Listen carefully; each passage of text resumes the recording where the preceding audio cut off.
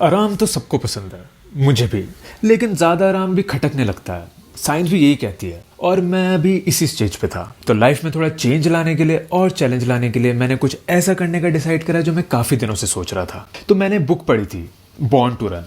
ये super human athletes के बारे में जो बहुत लंबी रेस भागते हैं, अल्ट्रा मैराथन्स। तो मेरा भी मन करा कि मैं एक अल्ट्रा मैराथन में भागता हूँ, और एक ढूंढ भी ली थी मैंने, लेकिन रजिस्टर नहीं करा। क्यों?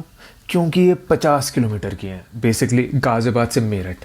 और मेरी रनिंग एबिलिटीज़ ऐसी नहीं है, बल्कि मैं कुछ ऐसे भागता हूँ। लेकिन अब सोच ही लिया था तो मैंने फाइनली रजिस्टर कर ही लिया। लेकिन अब कन्फ्यूजन था। रेस सिर्फ 40 दिनों में है और मुझे उतने टाइम में 50 किलोमीटर भागने की तैयारी करनी है।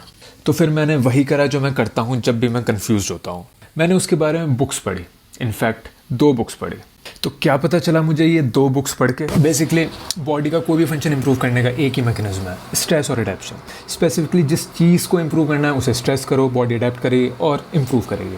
अब रनिंग के 2 मेजर कंपोनेंट्स हैं, एनर्जी जो कि होती है एरोबिक कैपेसिटी, और सेकेंड रेजिस्टेंस टू फटीग। अब एरोबिक कैपेसिटी को स्ट्रेस और इंप्रूव करने का बेस्ट तरीका है हाई इंटेंसिटी रनिंग। और जब बॉडी की फिटीग रेजिस्टेंस इंप्रूव करने की बारी आती है तो उसके लिए इंपॉर्टेंट है बॉडी को पहले फिटीग करना, और उसके लिए बेस्ट हैं लॉन्ग स्लो रन्स। पर इंपॉर्टेंट चीज़ ये है कि स्लो रनिंग के बेनिफिट्स वॉल्यूम के साथ इंक्रीज करते हैं और हाई इंटेंसिटी रनिंग के कम होता है। तो दोनों बुक्स कहती हैं कि अगर मुझे 40 दिन में अल्ट्रा मैराथन भागनी है तो मुझे बहुत सारी स्लो रनिंग और साथ में थोड़ी थोड़ी फास्ट रनिंग करनी होगी।